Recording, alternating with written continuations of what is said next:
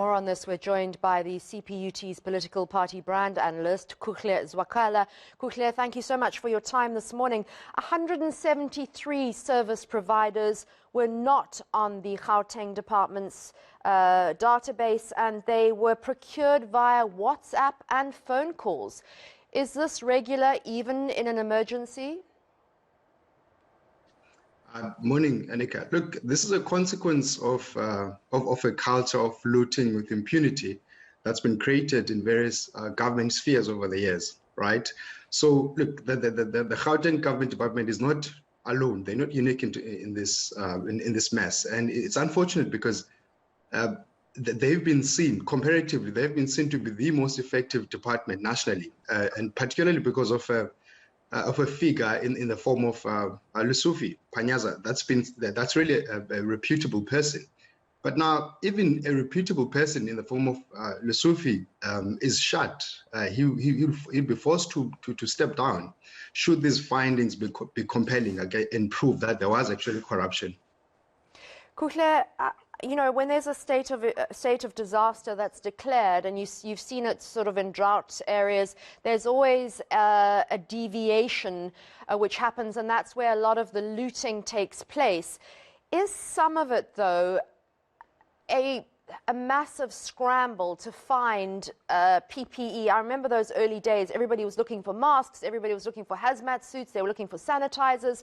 Was there perhaps a desperation to try and get these sanitizing agents into schools rather than just all, straight out looting?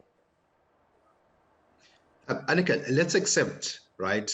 Let's accept that some form of looting will occur in various government units, right? But I think to find an opportunity and a gap to loot, as I say, with impunity during a pandemic where people are dying is just simply callous. It's a callous act, both from the government officials that are complicit and from those the businesses that emerge out of nowhere. So, I mean, the procurement policies, they do cater for such emergencies, to your question. Should something urgent happen, for instance, there was a call by schools, particularly educators and parents, to say, no, we're not sending our kids to schools unless they've been disinfected.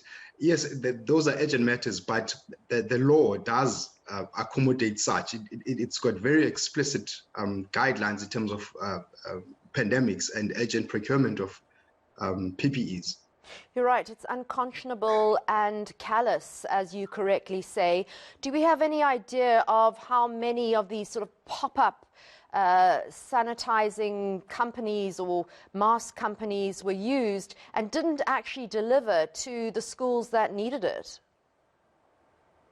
Now, Nick, I wouldn't have the numbers, but I've certainly come across the list that you're referring to, that all of a sudden there was a pandemic in March 2020, and some of the companies were actually opened in April 2020. So I wouldn't have the stats, but clearly businesses were opened particularly to procure PPEs, which is rather unfortunate. As I've said, there'll definitely be political implications for this. There should be consequence, and I think these findings, they come really at a wrong time, where people will feel that the election outcome is really justified, and because you also understand the overlap now is becoming apparent between the local governments and provincial and national governments. So I think people would feel that the election outcomes of the local government are really justified should there be compelling evidence against the corruption in Gauteng.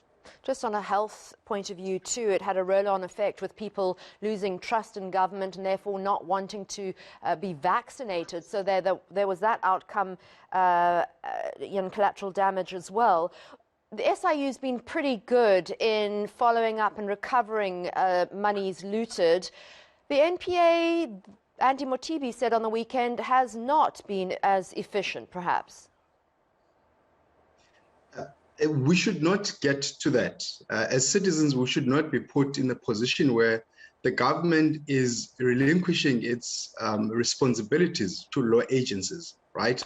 So it appears that the government has really become sort of reactive. They've developed this posture of remorse. We are sorry, we'll investigate. So the law agencies should not be governing, right?